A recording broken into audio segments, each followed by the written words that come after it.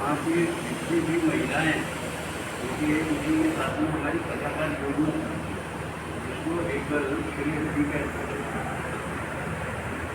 तो वो सारी की सारी महिलाएं इतने धार्मिक उन्माद में देखने लगता था कि इनको एक बार पकड़ लो, मैं भी ये धर के आता हूँ वहाँ पे, ऐसे पकड़े जितने हम सशक्त होंगे उतने रोग हमारे ऊपर आक्रमण नहीं करेंगे।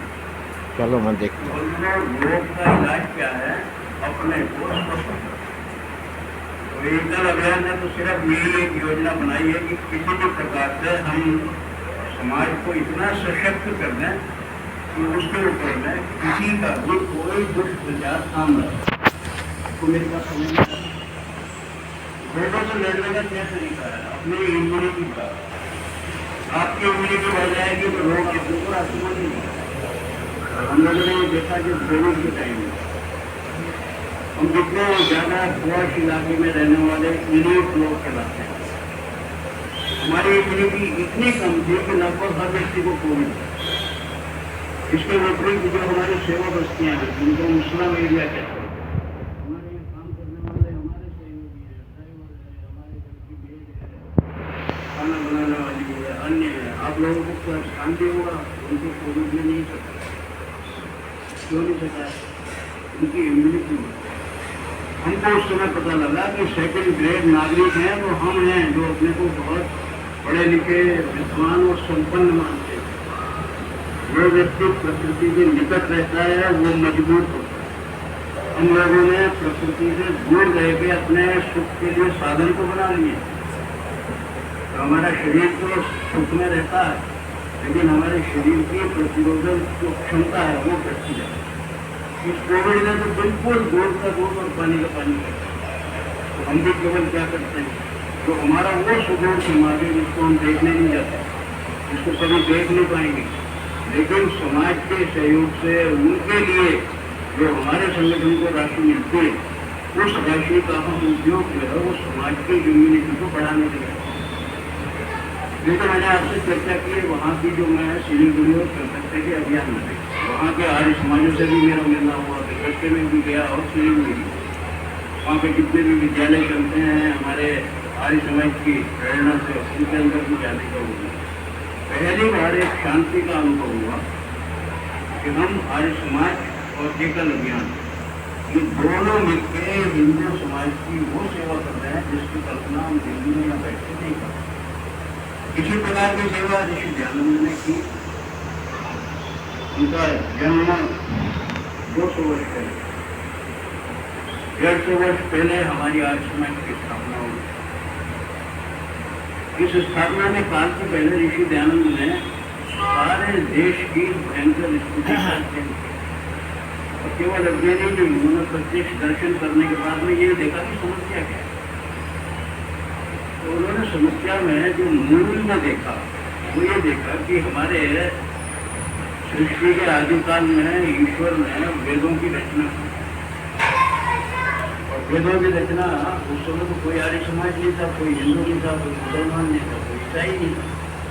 क्या था? केवल और केवल इस दुनिया के अंदर में आर्य रहते थे, और जो व्यक्ति उन आर्य विचारों पे अपना आचरण नहीं कर पाते थे उनको दस्यु का अनार्य नहीं। ये आप लोगों को बहुत समझने के लिए अनार्य का तो अपभ्रंश है अनाड़ी। कोई व्यक्ति ज्ञान में कमजोर है लेकिन उसके अंदर गुणों में श्रेष्ठ है तो वो अनार्य तो हो सकता है, दस्यु नहीं हो सकता। लेकिन जो दुष्ट प्रवृत्ति का जो आर्य मान्यता के बिल्कुल विरोध में काम करेगा वो केवल दस्यु और राक्षस है। इसका प्रमाण हम त्रेता युग में देखते हैं। श्री राम को हम आर्य संस्कृति का प्रतिनिधि मानते हैं और रावण को दस्यु संस्कृति का, राक्षस संस्कृति का प्रतिनिधि मानते हैं, जो बहुत विद्वान। तो ऋषि दयानंद ने क्या देखा, जैसे जैसे वेदों के मार्ग से हटते चले गए तो रामायण के बजाय हमारे ही भारत में महाभारत। तो महाभारत क्या हुई? भाइयों का आपस में, परिवारों का, भाइयों का युद्ध सत्ता के लिए। और रामायण में भाइयों का एक दूसरे के साथ में केवल इसलिए वाद विवाद और संवाद हो रहा है कि राज्य आपका है, वो कह रहा है। ये आर्य संस्कृति ऋषि दयानंद ने एक ही निष्कर्ष जितना जितना वेदों से हटेंगे वेदनाएं बढ़ेंगी। वेदना का अर्थ है वेदना। तो इन छोटी छोटी बातों को जब हमारा भारतीय समाज समझ लेगा तब ऋषि दयानंद को ठीक से स्मरण करेगा। ऋषि दयानंद ने अपने अध्ययन काल में जितना भी किया उन्होंने, फिर उन्होंने आर्य समाज की स्थापना की और उसके बाद उन्होंने एक ग्रंथ की रचना की जिसका नाम है सत्यार्थ। हमारा लोगों के सामने ये प्रति इसलिए लाया हूँ कि हम लोगों ने इसके बारे में सुना तो बहुत है और मुझे नहीं मालूम हम लोगों ने कितने लोगों ने पढ़ा, क्योंकि हम पढ़ने का अभ्यास नहीं रखते हैं। इसलिए बहुत सी उन बातों से अनभिज्ञ रहते हैं जिनके बारे में हम जानने की इच्छा तो रखते हैं। अभी हमारे सामने ये आर्य समाज के लिए पढ़ के सुनाए, हम सब लोगों ने इनको तोते की तरह से रट के याद भी किया हुआ है और बोलते भी, और इन बच्चों के माध्यम से बच्चों को भी सुनाते हैं। अभी तो बच्चों को स्टार्ट कर रहे हैं। इसी आर्य समाज के नियम में ऋषि दयानंद के सारे सिद्धांतों का दर्शन हमको होता है अगर ध्यान दें। उन्होंने अपने पहले के अंदर को बता दिया कि सत्य, विद्या और पदार्थ जाने जाते हैं सबका आदिमूल परमेश्वर। परमेश्वर की क्या परिभाषा है, परमेश्वर क्यों कहते हैं, वो सत्यार्थ प्रकाश के पहले संविधान में बताया था। दूसरे में स्वामी जी ने उसके ईश्वर के कितने भी गुण हैं, इसके अंदर 20 गुणों की चर्चा है। खाली गुण ही नहीं है, उनके कर्म भी है, उनका स्वभाव भी है, उनका स्वरूप भी है। ईश्वर को अगर हमको याद करना है तो 4 दृष्टिकोण से याद करना है। ईश्वर के कर्म क्या है, ईश्वर के गुण क्या है, ईश्वर का स्वरूप क्या है और ईश्वर का स्वभाव क्या है। तो इन चारों में अगर वर्गीकरण करते हैं तो ये 20 के 20 उसके अंदर में पड़े। उसके अंदर उन्होंने बताया कि कौन कौन से गुण ईश्वर में है, कौन कौन से गुण ईश्वर में नहीं है। इतने से मात्र इतनी बड़ी भ्रांति का निराकरण होता है। आज समाज में लोग कहते हैं कि ईश्वर निर्गुण है या सगुण। और आर्य समाज के अतिरिक्त हमारे जितने भी अन्य पंथ हैं वो क्या स्तर देते हैं। सगुण का अर्थ है साकार के ऊपर, निर्गुण का अर्थ है निराकार के ऊपर। ऋषि दयानंद ने पहले समुद्रास में इसका स्पष्टीकरण दिया और उस स्पष्टीकरण का संकेत मैं आपको अभी सबसे पहले देता हूँ। इन्हीं 20 के अंदर में जो जिसके साथ ए लगा, ए का मतलब है नहीं, क्या है, उन्होंने बताया है अजन्मा है, अनंत है, अनादि है, अनुपम है, अजर है, अमर है, अभय है। जिस जिसके साथ ए लगा है, जिस जिसके साथ न लगा है, निराकार है। फिर उन्होंने बताया कि इसके अंदर में निर्विकार है। तो ये पहले संकेत क्यों कर रहा हूँ, जिस जिसमें उन्होंने बताया कि ये नहीं है, उसका अर्थ ये है कि परमात्मा इन गुणों से रहित है, इसलिए वो निर्गुण है। जिस जिसके अंदर सह लगा है, सच्चिदानंद स्वरूप, सर्वशक्तिमान, सर्वाधार, सर्वेश्वर, सर्वव्यापक, सर्वांतर्यामी, इसका मतलब इन गुणों से सहित है। तो जिन गुणों से सहित है सगुण, जिन गुणों से रहित है निर्गुण। इतना स्पष्ट सी जो वो है स्पष्टीकरण, ये सारे हिंदू समाज की भ्रांति को दूर करने के लिए पर्याप्त। लोगों ने उसका क्या दूर किया है कि सगुण की उपासना का मतलब मूर्ति बना के साकार बनाओ और साकार बना के उसकी उपासना। वो साकार की उपासना नहीं हो सकती। ये भी पहले अध्याय के अंदर में नित्यानंद हमको सबसे पहले इस आर्य समाज के परिसर में इन भ्रांतियों से दूर होने के लिए मूल जो बातें हैं उनको समझना पड़ता है। स्वामी दयानंद से ही किसी ने विनोद में पूछा कि स्वामी जी आप अपने को विद्वान मानते हैं या अविद्वान मानते हैं। स्वामी जी को मूर्धन्य विद्वान, उनको मालूम था कि इसका सटीक उत्तर क्या देना। आप और मैं कोई होते हैं तो हम कहते हैं कि मैं तो भाई थोड़ा पढ़ा लिखा हूँ, तो विद्वान, मुझे अविद्वान क्यों कहते हैं। ऋषि दयानंद ने उत्तर क्या दिया वो सुनने के लिए उन्होंने कहा जितने मैंने शास्त्रों का अध्ययन किया उन सबके दृष्टि से मैं विद्वान हूँ। जिन जिन चीज का मैंने अध्ययन नहीं किया है उनके दृष्टि से मैं कहीं एक ही व्यक्ति अपने जीवन काल में विद्वान भी है, अविद्वान भी है। ये उसके ज्ञान की सीमाओं के जब इतना एक हम मनुष्यों के अंदर में स्पष्टीकरण रख सकते हैं, तो क्या ईश्वर के बारे में ये कहना है कि सगुण का अर्थ है साकार। ईश्वर को अगर साकार कर दिया तो सब शक्तिमान तो रहेगी, सर्वांतर्यामी नहीं रहा, सर्वव्यापी नहीं रहा। आपका और मेरा आकार है तो हमारा एक निश्चित देश है, उसी के अंदर में सीमित। ईश्वर निराकार है तो प्रांगण में जाता। इस समय ईश्वर जरा भी आकार ले लेगा तो वो किसी एक शरीर में सीमित होकर रह जाएगा, और शरीर में सीमित होकर रह गया तो फिर वो सर्वशक्तिमान के चले जाएगा। एक किसी फैक्ट्री का, बहुत बड़ी फैक्ट्री है, लाखों लोग काम करते हैं, उसका जनरल मैनेजर है, वो जनरल मैनेजर उसका शरीर को रखता है, क्या वो सारी फैक्ट्री में हर समय उपलब्ध रहता है? साकार शरीर किस समय? तो स्वामी जी ने इस पहले समुदाय को ये बताने का प्रयास। मैं बहुत ही सीमित समय के अंदर में स्वामी जी के पहले समुदाय का क्या वो आप लोगों को सामने बताने की इच्छा रखती। इसके लिए मैंने कुछ नोट्स बनाए हैं, उसका बहुत खरीद ली, हम लोग चर्चा करेंगे, जिससे आपको ये समझ में आ जाएगा कि स्वामी जी ने इन सारे विषयों का सत्य अर्थ का प्रकाश करने का क्यों प्रयास। सत्यार्थ प्रकाश का मतलब क्या है?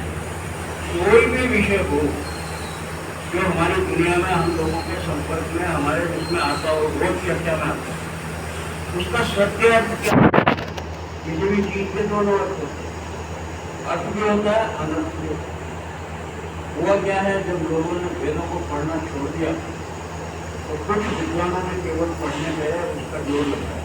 उनके मन में जिस प्रकार के जो भाव थे, उन्होंने वेदों को मनमाने अर्थ और मनमाने अर्थ लगा के इस सीमा तक लगाए जो अपने विद्वान में उनकी चर्चा नहीं करता हूँ।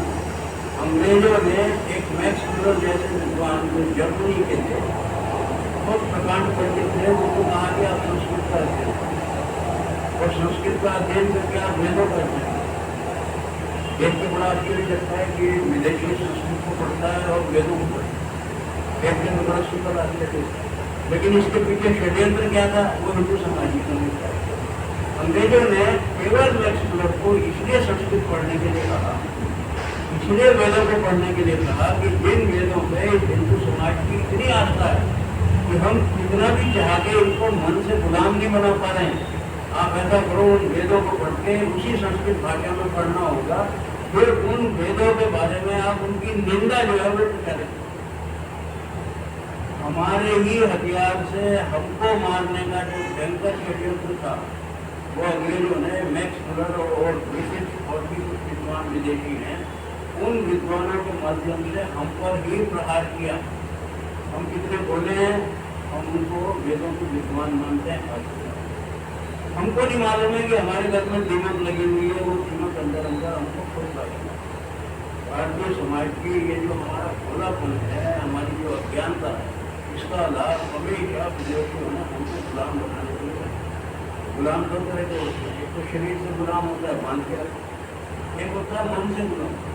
1947 में शरीर से गुलामी तो खत्म हो गई, लेकिन मन से गुलामी कितनी भयंकर है आज हमारी। कितने गुलाम तो अंग्रेजों के टाइम में भी नहीं। आज हमारा हर बच्चा उसके माता के आग्रह से इंग्लिश मीडियम स्कूल में, हर बच्चा ये प्रयास करता है कि उसे विषय आए ना आए, लेकिन हिंदी में बोलना फ्लुएंटली आए। हर माता, हर पिता की ये कल्पना होती है, क्योंकि हमारी व्यवस्था देश की ऐसी, जो अंग्रेजी पढ़ा लिखा होता है उसको थोड़ा सा स्टेटस सिंबल माना, उसको चार समाज के बीच में लोग अलग दिखाया जाता है, तो उसमें माता पिता का दोष नहीं है। हमारे यहाँ पर उसको नौकरी मिल रही है तो जिसको नौकरी दे रही है वो भी देखता है, या अंग्रेजी के चार शब्द बोल सकता है। और इतना ही नहीं है, मुझ जैसे व्यक्ति जो यहाँ मंच पे बैठ के आपको बात कर रहे हैं, ये तो आर्य समाज का परिचय है, इसलिए आप इस प्रकार का यूटिलाइजेशन नहीं कर सकते। मैं अन्य सभाओं में, बहुत संस्थाओं में जाता हूँ, कभी डॉक्टर्स को, कभी इंजीनियर्स को एड्रेस करता हूँ, तो मैंने क्या देखा है, वो गुलामी की हिंसा से इतने शिकार है कि मुझ जैसा व्यक्ति मंच पर जो बैठने वाला है, अगर अंग्रेजी में नहीं उनसे बात करता, उनको लगता है कि अनपढ़ नहीं, तो मुझे क्या करना पड़ता है, और मुझ जैसे सभी विद्वानों को करना पड़ता है। क्या करना होता है कि मूर्खों को मूर्खों की भाषा में समझाए। इसलिए मैं सामान्यतः आर्य समाज के अतिरिक्त अन्य किसी में भी जाना होता है तो पहले उनको चार वाक्य अंग्रेजी में ही बोल के बात करता हूँ। जैसे ही उनके क्षण में ये विश्वास आ गया कि हाँ ये व्यक्ति अंग्रेजी को जानता है, वो उनका स्वभाव क्या होता है, वो गंभीरता से लेने। तो मैं उनको फिर बाद में एक बात को बोलता हूँ जो आपको सामने रिपीट करो, since I am here to discuss something which is very close to your heart, so with your kind permission I would like to discuss with you in our own native language. बस मेरा इतना कहना जो है वो मेरे को अधिकार मिल गया, मैं हिंदी को पढ़ता हूँ। इसलिए उनके मन में एक छवि, अंग्रेजी पढ़ा लिखा है तो पढ़ा लिखा, और अंग्रेजी नहीं जानता है तो वो कैसा भी है मूर्ख है। और इसका एक रोचक उदाहरण मैंने पहले कभी दिया होगा। मेरा पोता अब तो 8-9 साल का हो गया, तो वो 6 साल का था, 5 साल का। जैसे मेरा स्वभाव है, मैं उसको बुलाता था, गोद में बिठाता था, उसको हिंदी का अखबार कहता था, बेटा जरा पढ़ते था, अंग्रेजी मीडियम में पढ़ता। उसने जब 2-4 बार देखा, बाबा जी जब देखो हिंदी का ही अखबार पढ़वाता, तो उसने एक दिन बड़े भोले शहर में, बाबा जी आपको अंग्रेजी नहीं आती ना? पोते ने कहा तो बड़ा अच्छा लगा, जैसे झूठ बोलता। कोई और कहता तो लगता गाली दे रहा है, शायद झूठ हो जाता। मानसिकता प्रकट, बच्चा भोला है, ईश्वर का स्वरूप है। वो भी ये जान रहा है कि जो अंग्रेजी के बजाय हिंदी को जोड़ दे रहे हैं तो अंग्रेजी में अपने बाबा का भी इवेल्युएशन कर रहा है। उसकी नजर में उस समय तो बाबा खड़ा नहीं उतरा। आज हमारी स्थिति बंद हुई। मैं आपको कुछ जो विषय हैं थोड़ा बहुत संक्षेप में, मुझे मालूम नहीं समय कितना बाकी रह गया होगा, क्योंकि हम लोगों ने बहुत देर से आरम्भ किया है। क्या भाई कितनी देर तक बात करनी चाहिए? उतनी देर तक आधा घंटा, ठीक है। अब देखिए इस समय 10-20 हुए, तो 10-50 तक हम इस विषय को ईश्वर के महर्षि दयानंद ने अपने पहले समुदाय, पहले तो मैं आप लोगों को सत्यार्थ प्रकाश का बहुत ये सत्यार्थ प्रकाश एक इस प्रकार का ग्रंथ है कि जैसा आजकल ट्रंप ने टैरिफ वार छेड़ी, अमेरिका के ट्रंप ने आज जो है विश्व युद्ध छेड़ा हुआ है, लेकिन वो विश्व युद्ध गोले बंदूक से नहीं चल रहा। किससे चल रहा है? व्यापार। इस व्यापार के माध्यम से ईस्ट इंडिया कंपनी भारत में आई। आज ट्रंप ने व्यापार को आधार बना के सारे विश्व के साथ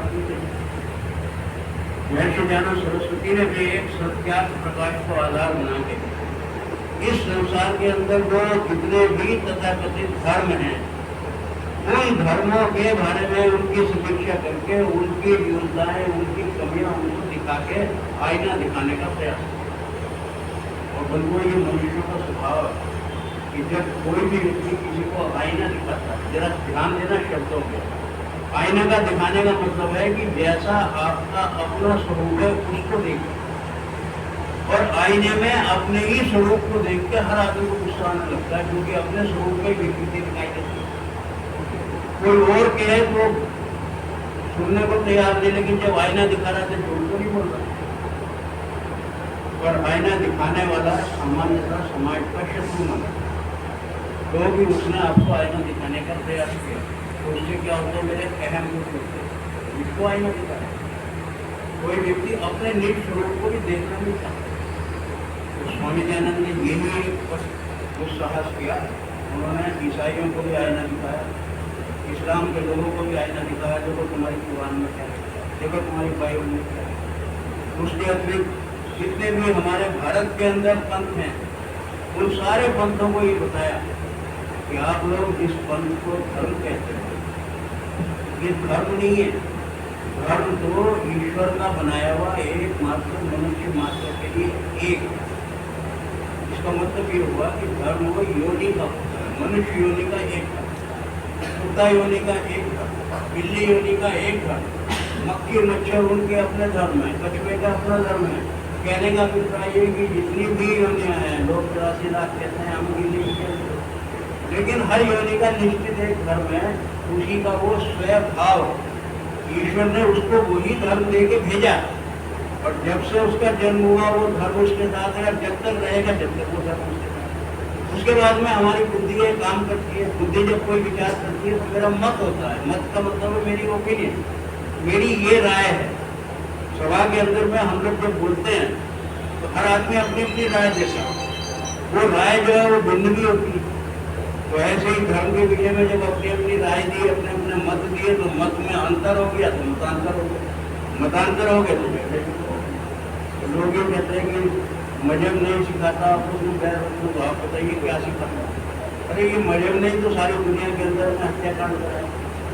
आज इस्लाम उस मजहब के नाम पर सारी दुनिया में क्या हत्याकांड करता है। ईसाइयों ने कितना भयंकर किया, यहूदियों के साथ कितने अत्याचार हुए, और हिंदू समाज तो 1500 वर्षों से ये सारे अत्याचार जो है आज की सहन करते। और आज जो परिस्थिति है वो संभलने की है, जागने की। तो उन्होंने क्या कहा ऋषि दयानंद ने, उन्होंने कहा कि ईश्वर को इसलिए ये सृष्टि बनाई, इसमें दो सत्ता है, एक तो परमात्मा हो गया, क्योंकि वो जितनी भी जीवात्मा है उन सारी जीवात्माओं से भिन्न और पृथक हो गए सबसे श्रेष्ठ एक चेतन आत्मा है, इसलिए उसका नाम कहा है परम आत्मा। उन्होंने कहा कि जितने भी दुनिया के ऐश्वर्य हो सकते हैं, ऐश्वर्य का मतलब है सुख साधन, ज्ञान, वैराग्य, जितने भी गुण हो सकते हैं उनको ब्रह्म पुराण में भी 6 भक्त के नाम से जाना है। भक्त का अर्थ होता है ऐश्वर्य, जिसके पास ये संपूर्ण ऐश्वर्य है इसलिए उसको ईश्वर कहा। मैंने आपसे परमात्मा बताया, मैंने आपसे ईश्वर के तुल्य बहुत से महापुरुष हमारे यहाँ, उन्होंने गुणों का इतना वो किया विकास कि हमारा हिंदू समाज उनको ईश्वर के तुल्य मानने लगा। भगवान राम कहने लगे, भगवान श्री कृष्ण कहने लगे। इन सब के अंदर में भी उन भगों का जब हम देखते हैं विश्लेषण करके, तो उन भगों के लक्षण दिखाई देते हैं। इस सीमा तक वो पहुंच गए हैं कि ईश्वर के गुणों के लगभग तुल्य हो गए, पर ईश्वर के गुण तुल्य नहीं। ईश्वर तो सर्वशक्तिमान है। मनुष्य एक शरीर को है, चाहे वो श्री राम है चाहे कृष्ण है, उनकी अर्थ शक्ति, एक सामर्थ्य है, सीमा। इसलिए उन्होंने ये बताया ऋषि दयानंद ने, किसी भी व्यक्ति को आप ईश्वर के तुल्य में उसकी केवल उसकी वो कर सकते हो एक तरीके से कंपैरिजन में। ये तो पता लग जाएगा कि इसने गुणों का विकास इस सीमा तक किया कि लोग उसको ईश्वर के तुल्य मानने लगे। तुल्य जो मानने लगे हैं उसका क्या है?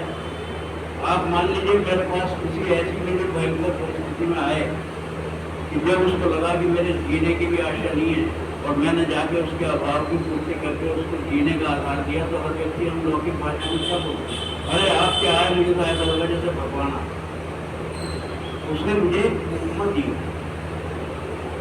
अगर उस व्यक्ति से कोई मैं समझने लगा कि मैं भगवान हो गया, ये उसकी अपनी जो है अपनी बड़ी एक समझ लीजिए त्रुटि है। उसका अहंकार जो है वो इतना विकसित हो गया कि वो उसने मान लिया हमें। ये सब भाषा के अलंकार है। ईश्वर ने क्या कहा कि दयानंद ने कहा कि ईश्वर के असंख्य नाम, असंख्य नाम जो है उन्होंने तो उसकी करते हैं। उन्होंने कहा जितने भी ईश्वर के गुण हैं वो सारे ईश्वर के नाम हैं। जितने ईश्वर के कर्म हैं, हम 3 कर्मों को मुख्य रूप से जानते हैं कि उत्पत्ति करता है, पालन करता है और विनाश करता है।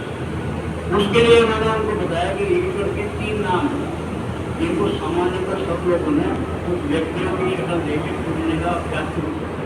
उन्होंने कहा वो उत्पत्ति करता है, इसका मतलब ये है कि सारे साधन उसके नियंत्रण में है, साधनों को उसी ने बनाया है और उत्पत्ति करने में किसी की सहायता की उसे आवश्यकता नहीं है, सर्वशक्तिमान है, इसलिए वो सर्वश्रेष्ठ ब्रह्मा और सारी सृष्टि जो कि उसी की बनाई हुई है वो ब्रह्मांड है।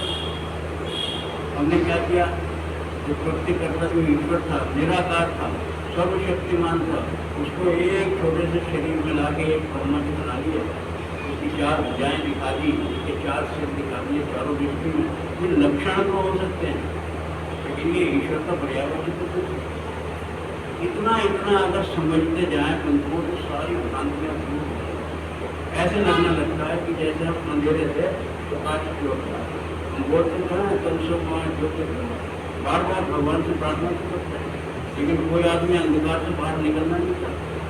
जैसे मनुष्य का स्वभाव है, कुएं में गिर जाए तो कुएं में ही आराम करना चाहिए, बाहर निकलना नहीं चाहता। महर्षि दयानंद ने केवल इस हिंदू समाज की इस जाति को जो कुएं में गिरी हुई थी उसको डालने के लिए दौड़ कर कि इसको पकड़ के तुम बाहर आ जाओ। परिणाम क्या हुआ, लोगों ने महर्षि दयानंद को अपना शत्रु मान लिया, इतना भयंकर शत्रु मान लिया। जिनके स्वार्थ नहीं सिद्ध होते थे उन्होंने उनको विष देने का वो क्या 14 बार अंततः अपने प्राण से उनको अपनी सारी इस करने की कीमत चुकाई, ये अब तक हुआ। लेकिन हम उनके अनुयायी हैं, हम उनके वंशज हैं। आज हमको ये एक मन में गर्व का भाव होता है कि विजयानंद अगर उस समय नहीं होते है आगे हमारा हिंदू समाज इतने भयंकर अंधविश्वास में और पकड़ में डूबा हुआ होता कि सारे ईसाई सारे मुसलमान हम पे आक्रमण करके हम सबको इस्लाम बनाते। आप देखिए दुनिया के कितने सारे देश, उन देशों को पूरा का पूरा इस्लाम में ले गया। इस्लाम को छोटा सा मक्का से शुरू हुआ, और सारा का सारा मध्य एशिया जो है वो सारा मुसलमान गिनवाते हैं। 57 देश उनके, वो 57 देश में क्या पहले इस्लाम से पहले कोई संस्कृति नहीं, सब में थी, लेकिन उन संस्कृति को ऐसा विमोचन कर दिया कि आपको इस्लामिक राष्ट्र उनके आप जाके डेमोक्रेसी देखें तो एक भी व्यक्ति आपको मुसलमान के अतिरिक्त नहीं मिलता। भारत की ऐसी स्थिति ना हो जाए, हम दोनों आपको और हमको केवल ये चिंता है। आप और मैं संतोष कर सकते हैं कि हमारी आयु कितनी है, 10-20 साल है, हम नहीं रहेंगे तो क्या होगा। अरे इन बच्चों का क्या होगा, हमारे घर के इन छोटे पीढ़ियों का क्या होगा, उसके बारे में भी तो विचार करें। हम कैसा भारत छोड़ के जाना चाहते हैं। विजयानंद का ये जो सिद्धार्थ प्रकाश है, ये एक प्रकार का हमारे लिए ऐसी औषधि है, ये स्वाद में तो जमीन है लेकिन गुणकारी है हमको निरोग बनाने की। विजयानंद ने कहा है कि जब उसके असंख्य नाम है तो उसके अंदर में आप तो किसी का नाम, किसी के सैकड़ों नाम है तो आप क्या करो, कोई एक नाम खाते हो कि इस नाम में सारे नाम आते। उन्होंने का एक नाम है जो सर्वोत्तम नाम है, निज नाम है, वो ओम। उन्होंने कहा उन्होंने ये बताया कि इसमें 3 अक्षर है, वो है और मैं। संस्कृत जानने वाले विद्यार्थी बैठे हैं, या एक ब्रह्मचारी ये बैठा है, एक मजदूर उन्होंने देखा, और पुलिस भी बैठे हैं, ये लोग बहुत अच्छी तरह जानते हैं। जब ए और ऊ को मिलाते हैं तो ओ बनता है, ए और ई को मिलाते हैं तो ए बनता है, ए और ए को मिलाते हैं तो आ बनता है। ये संस्कृत के नियम। तो ए और ऊ से ओ बना मैं, तो एक आकार हो गया, एक ऊकार हो गया, एक मकार हो गया। विजयानंद ने इसको स्पष्ट किया। इन 3 अक्षरों में सारे सृष्टि के उत्पत्ति, पालनीकता और विनाश का दर्शन कैसे उन्होंने व्याख्या करी। उन्होंने कहा जो ये आकार है इसको 3 शब्दों से उन्होंने व्याख्या की। आज के 24 समय में बहुत थोड़ी सी सीधे की व्याख्या कर पाऊंगा, लेकिन एक संकेत आपको बता दें। उसके बाद में आप स्वतः प्रेरणा से सिद्धार्थ प्रकाश की पुस्तक को अपने घर में लेके इसके पहले शुरुआत को पढ़ने का प्रयास कीजिए। मेरे व्याख्यान का उद्देश्य केवल आपको प्रेरणा देना, अध्याय आपको स्वयं करना। जैसे श्री कृष्ण ने हथियार नहीं उठाया, उन्होंने कहा अर्जुन युद्ध को तुमको अपना स्वयं करना। हम सब भी इसी प्रकार के युद्ध के अंदर में अर्जुन ने हमको स्वयं प्रयास करके अपने ज्ञान को बढ़ाना है। कोई विषय से व्यक्ति एक विद्यार्थी के नाते आपको केवल प्रेरणा दे सकता है, विषय का परिचय दे सकता है। उन्होंने कहा ये जो आकार है इसको विराट के नाम से लिखा। विराट का मतलब है जिससे बड़ा आकृति किसी में, तो सारी सृष्टि के कण कण में जो छाया हुआ है वो ईश्वर का विराट स्वरूप। उन्होंने कहा इसको अग्नि भी कह सकते हैं। अग्नि कहते हैं जो आगे बढ़े। और आप लोगों को सुपर राष्ट्र वेदों को 4 वेदों के लगभग 20,380 मंत्र 383 हैं जो एग्जैक्ट है। उसमें सबसे जो श्रेष्ठ है वो ऋग्वेद है, और ऋग्वेद का जो पहला मंत्र है अग्नि नीले पुरोहित। मैं संकेत को कह रहा हूँ कि सारे वेदों का जो आरंभ हुआ वो अग्नि शब्द। तो अग्नि को ईश्वर ने उन्होंने सब क्या इसका प्रभाव किया है, तो स्वामी ने पुराने का तो सर्वज्ञ है, सारी दुनिया की हर चीज को जानता है और ज्ञान स्वरूप है, इसीलिए वो हमारे लिए भी जान नहीं हो। हम भी तो उसी को जाने तो सर्वज्ञ। तो उन्होंने कहा वो अग्नि स्वरूप है, अग्नि। और उन्होंने कहा वो विश्व। विश्व का मतलब हम दुनिया कहते हैं। स्वामी जी ने उसको स्पष्ट किया कि विश्व का अर्थ है तो हर चीज में अच्छी तरह से घुस के बैठा हुआ, उसके अंदर में व्याप्त हो, जिसको हम विष्णु बोलते हैं। उन्होंने कहा ये 3 लक्षणों से एक आकार से पता लगता है। फिर उन्होंने कहा उकार है, उकार के अंदर में कहा हिरण्यगर्भ। हिरण्य कहते हैं स्वर्ण को, सोने को। उसका चमकीला गर्भ है। ये सूर्य आदि जितने भी हमारे यहाँ पर तेज पुंज हैं वो सब किसके गर्भ में? ईश्वर के गर्भ में। तो वो हिरण्यगर्भ है, सारी दुनिया को प्रकाशित करता है। उन्होंने कहा उसका नाम वायु भी है, वायु है जो गति को देता है। उन्होंने कहा इसका नाम तेजस भी है, तेजस है जो सबको तेजस्वी करता हो, सबको तेज युक्त करता हो। फिर उन्होंने मैं के ऊपर लाए, मैं का उन्होंने कहा कि जो ईश्वर उसी का नाम है, समस्त ऐश्वर्य से युक्त है, आदित्य है जिसका तो कोई विनाश नहीं संभव है, और प्राज्ञ है जो जगत के जितने भी व्यापार और व्यवहार है उन सब की जानकारी है। ईश्वर को हरेक के कर्मों का लेखा जोखा पता है। आपको अपने कर्मों का नहीं मालूम, आपके घर के लोगों को हो सकता है नहीं पता हो, ईश्वर को तो सबका ज्ञान है, तो वो प्राज्ञ भी है। तो इन नौ को लेके स्वामी जी ने कहा कि इसके इतना तो प्रमुख नाम है, और इसलिए यजुर्वेद में उसको ओम खम ब्रह्म, खम का अर्थ होता है जो सबसे बड़ा होता है, और ब्रह्म क्या है जो मैंने आपको बताया जो सारी सृष्टि का आधार होता है। तो ओम हम ब्रह्म, ओम हम नाम ले रहे हैं, हम ब्रह्म उसके गुण हैं और उसके गुण के स्वरूप को अनंत। अब मैं आपको इसके अंदर में कुछ इंटरेस्टिंग बात दो चार बताऊंगा, बाकी कुछ मैं छोड़ दूंगा। ब्रह्मा विष्णु महेश जो मैंने आपको बताया, ब्रह्मा को तो सब जानते हैं, हम एक ब्रह्मा व्यक्ति को जाने, एक ऐसे देवता को जाने जिसको बहुत शक्तियाँ थी, उससे क्या होता है हम उसकी आकृति बनाते, आकृति बनाने से हम आकृति हो ही नहीं सकती, उसकी आकृति आप कल्पना से तो कर सकते हो, तो जो कल्पना से घड़ी है वो तो फिर आर्टिफिशियल इंटेलिजेंस है, एआई। जैसे आजकल है एआई में किसी का कुछ भी बना लेते हैं, इस एआई से लोगों को डर भी लगता है और दुनिया का विनाश की भी संभावना है। ये तुम्हारे धर्म ग्रंथ वेदों के अंदर सत्य ज्ञान है, वेदों को पढ़ के बाद में लोगों ने पुराणों की रचना आरंभ की। ईसाइयों ने अपनी बाइबल लिखी, उन्होंने मुसलमानों ने वो लिखा, जैन समाज ने अपने ग्रंथ लिखे, बौद्ध समाज ने अपने ग्रंथ लिखे, हर समाज ने अपने अपने ग्रंथ लिखे। पहला तो हमको ये स्पष्ट होना चाहिए, ईश्वर ने तो एकमात्र वेद बनाया, वो तो है गॉड मेड, और जितने भी बाद के ग्रंथ हैं बुद्धि के विकास के परिणाम से हुए हैं, बहुत अच्छे विद्वानों ने बनाए, वेदों का आधार बना के बनाए, लेकिन उसमें अपना मत नहीं रखता, और जब अपना मत आ गया तो प्रेजुडिस आ गया, पूर्वाग्रह हो गई, पूर्वाग्रह हो गया तो दूसरे व्यक्ति ने कहा नहीं मेरा मत इससे भिन्न है, तो अंत क्या हुआ कि जितना वेदों से दूर हम जो है अपने मजहब में, अपनी आस्था में, अपने रिलीजन के अंदर धंसते चले गए, लेकिन धर्म से दूर। तो सबको पहले हमको ये समझना होगा कि ईश्वर के बनाए हुए एकमात्र ग्रंथ वेद है, और बाकी मनुष्यों के बनाए अन्य जितने भी ग्रंथ हैं वो सारे मनुष्यों के बनाए हुए। जैसे सत्यार्थ प्रकाश जी तो मनुष्यों की बनाई थी, एक स्वामी दयानंद जी जैसे व्यक्ति ने बनाया, तो उन्होंने ये कहा कि हमको स्पष्ट ज्ञान होना चाहिए, और पहले ही स्वामी जी ने ये कहा कि मेरा अपना कोई मत नहीं है, जो वेदों का मत है बस मेरा वो मत, मुझे सारा झगड़ा समाप्त हो गया। उन्होंने कहा मेरा अपना कोई मत चलाने का अभिप्राय भी नहीं है, मेरा क्या अभिप्राय है जो वेद के मत को सारा हिंदू समाज भूल के बैठ गया है, अपने अपने मतों को पकड़ के चिपक के बैठ गया है, मैं उनको छुड़ा के वेद मत की ओर में लगाना चाहता हूँ। तो ऋषि दयानंद का अपना कोई स्वतंत्र मत नहीं है, इसलिए उसको कोई विवाद संभव नहीं, अपना मत हो तो उस पर विवाद होगा, लेकिन ईश्वरीय मत है, मैं उसकी बात कर रहा हूँ।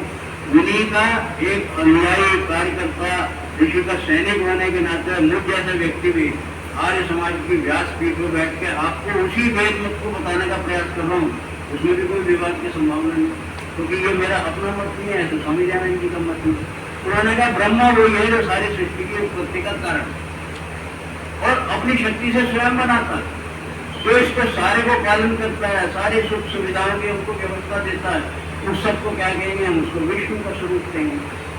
फिर उन्होंने साथ में शिव की जो है वो बड़ा विशेष व्याख्या, उन्होंने कहा कि जो मंगलमय और कल्याण करता है इसलिए हम उसको शंकर कहते हैं। कल्याण करता है शंकर, शंकर का अर्थ होता है शांति, सुख, तो जो शम करने वाला है वो शंकर। तो उन्होंने कहा जो मंगलमय है सबका कल्याण करता है, इसलिए शिव को ही शंकर कहते हैं। उन्होंने कहा जो दुष्टों को दंड देके उनको रोने के लिए बाध्य करता है, रुलाता है, वो रुद्र स्वरूप है। जब किसी का रौद्र स्वरूप देखता है, माँ का रौद्र स्वरूप जब बच्चे के चांटा लगता है, तो बच्चा है अपनी माँ को देख के भी रोने लगता है, क्यों रो रहा है, क्योंकि चांटा मारा है, उसको चेहरे पे भी देखता है, लगता है माँ गुस्से में। जब ईश्वर भी इस प्रकार से किसी भी दुष्ट को दंड देता है और उसको रुलाता है, तो वो उसका रौद्र रूप है, इसलिए शिव को रुद्र का लोग आजकल रुद्राभिषेक और रुद्र करते हैं, उसकी चर्चा तो आप लोग फिर करते हैं। मैं तो केवल ये बता रहा हूँ कि रुद्र उसका नाम क्यों है। उन्होंने कहा जो स्वयं अपने आप से ही उत्पन्न होता हो, कोई उसको उत्पन्न नहीं कर सकता, इसलिए क्या है वो स्वयं उसे शंभु भी बोलते हैं, शिव शंभु। उन्होंने कहा जो महादेवों का भी महादेव है, सर्वाधिक श्रेष्ठ, इसलिए उसका नाम महादेव। शिव को विभिन्न नामों से केवल उसके गुणों के आधार पर ही आते हैं, पर शिव क्या है, वो ईश्वर का ही एक नाम है।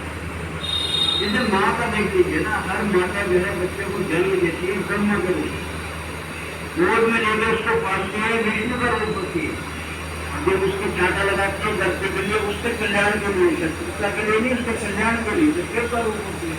तो सोचे कि माता तीन है कि एक ही माता के विभिन्न जब परिस्थितियों के हिसाब से गुण और स्वरूप होते हैं, तो उसको तीन नाम होते हैं। उसी माता के और 50 नाम है, किसी की पत्नी है, वो किसी की बहन है, किसी की बेटी है, किसी की चाची है, ताई है, इतने सारे जो संबंध हैं, हम जितने भी पुरुष हैं, पिता हैं, उन हमारे कितने सारे नाम हैं। कोई हमको ताऊ जी बुलाता है, कोई चाचा जी बुलाता है, कोई मामा जी, फूफा जी, और पता नहीं कितने नाम बुलाता है। इतने सारे जो हमारे संबोधन है, क्या ये हमारे नाम नहीं है, हमारे संबोधन। ईश्वर कोई व्यक्ति नहीं है, इसलिए उसका कोई अपना नाम नहीं होता। नाम क्या होता है, जितने उसके संबोधन है वही सारे उसके। ये बताने का ऋषिदानंद ने प्रयास किया। इसके अंदर मैं कुछ नामों की चर्चा करके अपनी वाणी को विराम दूंगा।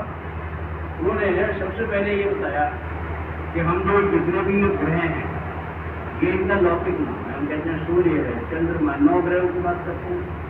उन्होंने कहा ये 9 के 9 ग्रह जिन्होंने उत्पत्ति की है, तो उन्हीं के नाम है ईश्वर।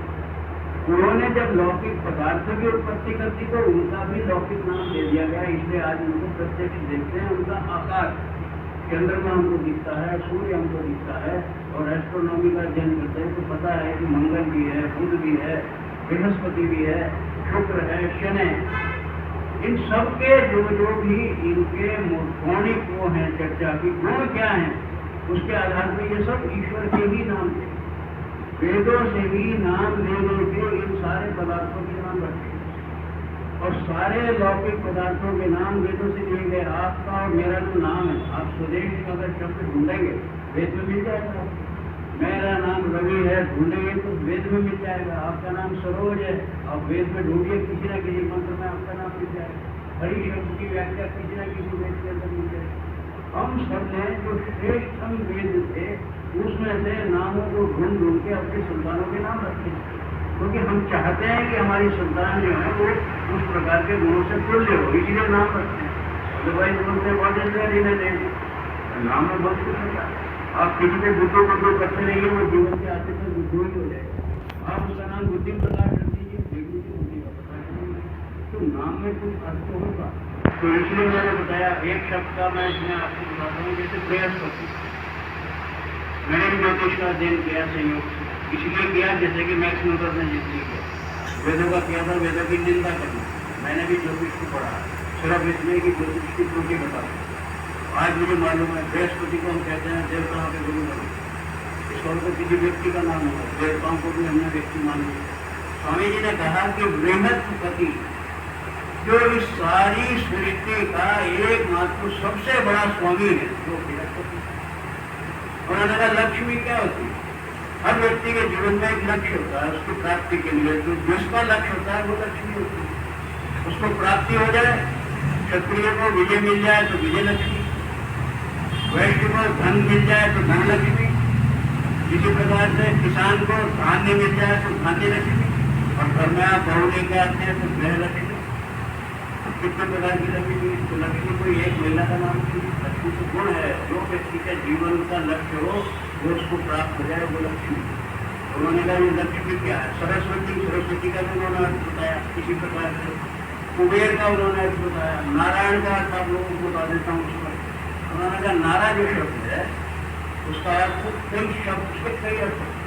नारा का अर्थ जल होता है, नारा का अर्थ प्राण होता है, नारा का अर्थ जीव होता है, अयन का अर्थ है उनका निवास स्थान। जैसे हमने श्री राम का वनवास में कहाँ रहे, उसको कहा रामायण। राम के अयन, अपने अयोध्या छोड़ के कहाँ रहे, वो राम का अयन, उसको मार्ग भी कह सकते हैं। तो जहाँ पर नारायण, जिसमें ये जल नारायण क्या हुआ, जो जल के अंदर अवस्थित है नारायण।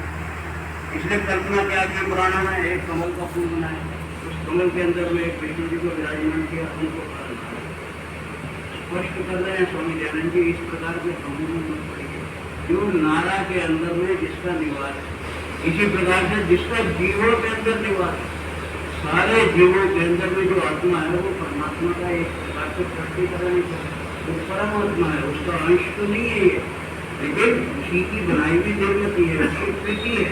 तो उन्होंने कहा इसलिए नारायण शब्द का अर्थ लोगों ने केवल विष्णु से लिया। अरे जो सारी सृष्टि का इसके अंदर में चर और अचर वो है, उसका जो स्वामी है क्या है, वो गणेश है। हम प्रजातंत्र के अंदर में बोलते हैं कि प्रजा का जो स्वामी है वो हमारा प्रधानमंत्री है, राष्ट्रपति। तो सारी सृष्टि परमात्मा की संतान है, उसी की प्रजा है। सारी संतान अपने माता पिता की प्रजा है। प्रजा का मतलब जिसको जन्म दिया, तो फिर ईश्वर ने जिसको जन्म दिया सारी ईश्वर की प्रजा, वो सारे उसके गण हैं। और वो गणों का जो ईश है उसके नाते क्या है, उसका नाम गणेश।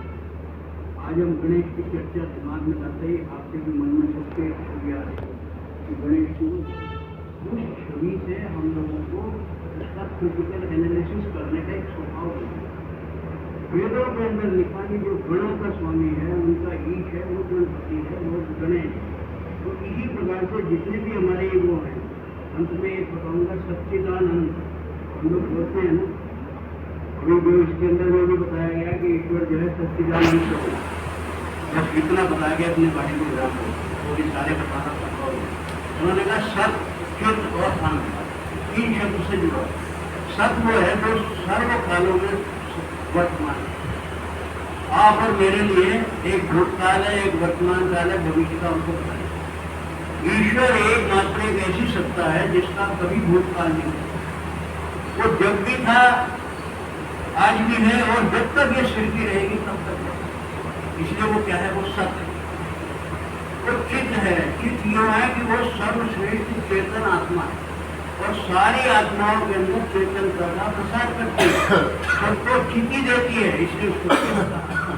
और जब वो कोई भी ये आत्माएं मनुष्य शरीर से छूट के ईश्वर की कोई ऐसी व्यवस्था है उनके कर्म फल के अनुसार कि वो मोक्ष को प्राप्त करती है। मोक्ष का मतलब है आवागमन से मुक्त होती है, जो हमारे जीवन का लक्ष्य सामान्यतः हमारे लिए संभव नहीं है, लेकिन संभव है, कठिन तो अवश्य, असंभव नहीं। तो मनुष्य का बार बार जो हमको पुनर्जन्म में शरीर में ईश्वर देगा, तो इसलिए ये जन्म में तुमसे कुछ त्रुटियां रही हो, अगले जन्म में उसका सुधार कर लेना। अंततः उस स्थिति में पहुंच जाना कि मुझे तुमको किसी भी कर्म का कोई फल देने की आवश्यकता नहीं रहे, तो तुम्हारे को मोक्ष करके अपने पास तो जो उस स्थिति में आनंद का अनुभव कराए आत्मा को, तो सारे गुण ईश्वर में है, सत्य भी है, चित्त भी है, आनंद भी, इसलिए हम उसको सच्चिदानंद बोलते हैं। और आप निरंजन बोलते हैं। निरंजन जिसके अंजन नहीं है, जिसके नेत्र नहीं है, वो निरंजन है। तो अंजन नहीं है तो निरंजन। तो ईश्वर को नेत्र की आवश्यकता ही नहीं। सूर्य और चंद्रमा भी उसके नेत्र थोड़ी है, ये तो एक साकार हमको चीज दिखाई देती है। ईश्वर के तो कोई नेत्र नहीं, वो तो प्रज्ञा चक्षु है। जैसे स्वामी विद्यानंद जी को सारा ज्ञान था, नेत्र नहीं थे, ऐसे ईश्वर की प्राज्ञ है, मैंने बताया। तो मैं आपको केवल इतनी बात करके पूरी करना चाहता हूँ कि हम ईश्वर के इन नामों के बारे में न चिंतन करें। इस पुस्तक के अंदर में तो केवल 100 नाम दिए। मेरे इस नोट्स के अंदर में पर्याप्त परिश्रम करके कुछ घंटे के बाद भी 50 ही नाम आ सके। 100 नाम करता तो एक पूरी किताब बन जाती। आपका नाम में मैंने 20-30 नामों की चर्चा समय के अंदर कर दी। इससे आपको ये समझ में आना चाहिए कि जिन जिन शब्दों को हम बोलते हैं ये लौकिक नहीं। लौकिक नाम किसी आकार का होता है, अलौकिक नाम निराकार। इतनी बात का अगर हमको ध्यान में आ जाए तो मेरा बोलना आपका सुनना सार्थक होगा।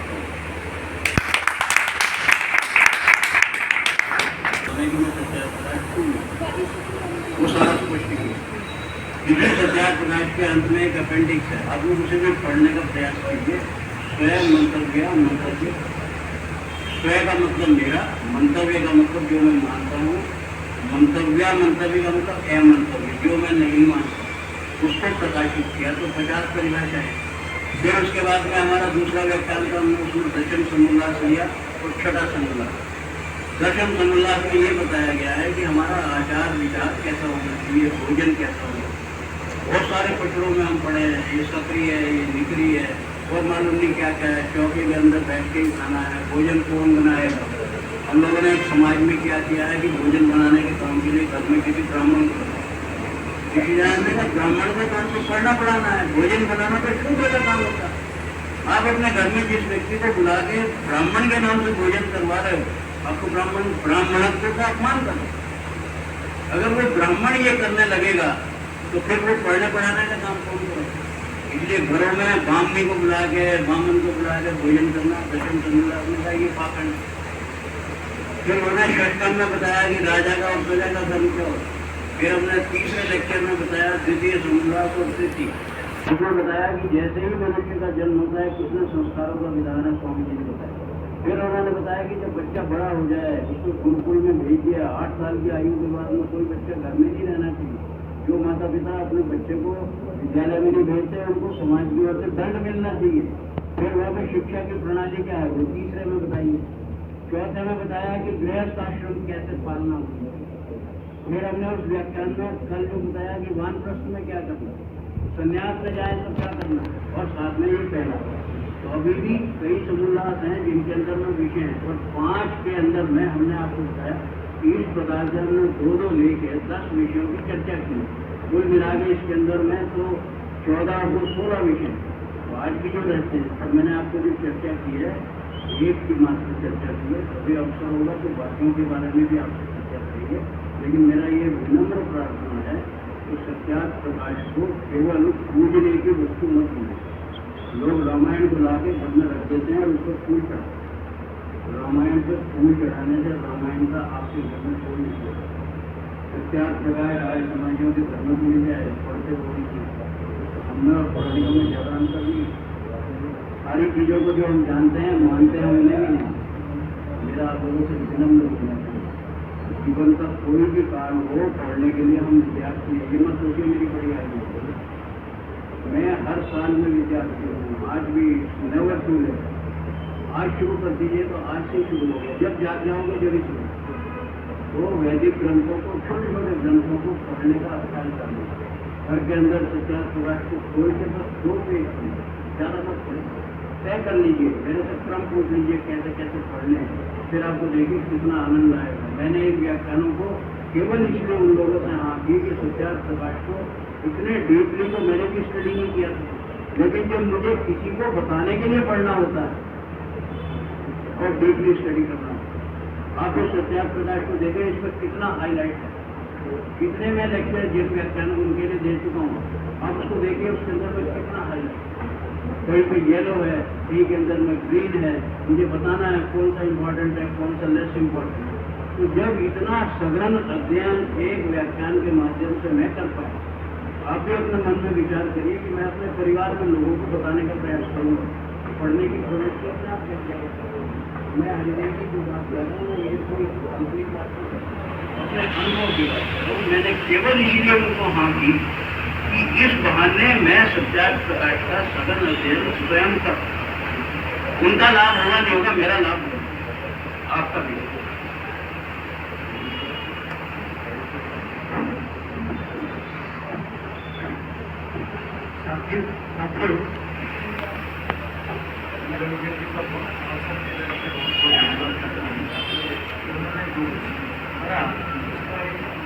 हमारे सामने प्रस्तुत किया।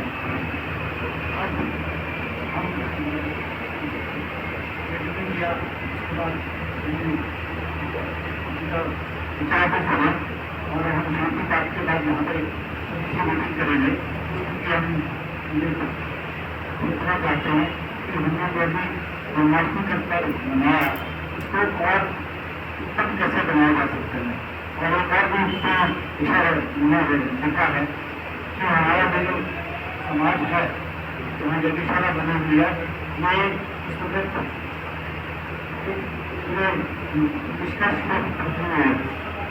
और इसका पिछले 20 साल से तो मेरा करेंगे रघुनाथ जी ने जो हमारा जितनी है इसको बहुत ध्यान चर्चा करिए, अभी बताएंगे हमें कि इसका क्या विचार है और हमें और क्या करना चाहिए इस बारे में हमें कुछ बताएंगे। उसके बाद हम लोग बाकी चर्चा बाद में करेंगे।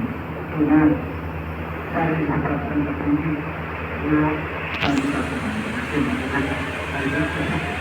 शांति अंतरिक्ष शांति पृथ्वी शांति आकाश शांति दया शांति वनस्पतया शांति विश्वदेवा शांति ब्रह्म शांति सर्वभूत शांति शांति शांति सामा शांति रेति शांति शांति शांति। वैदिक धर्म की जय जय जय जय जय। चलती रहे, ऊंचा रहे, अमर रहे, सद्भावना हो, कल्याण हो, विश्व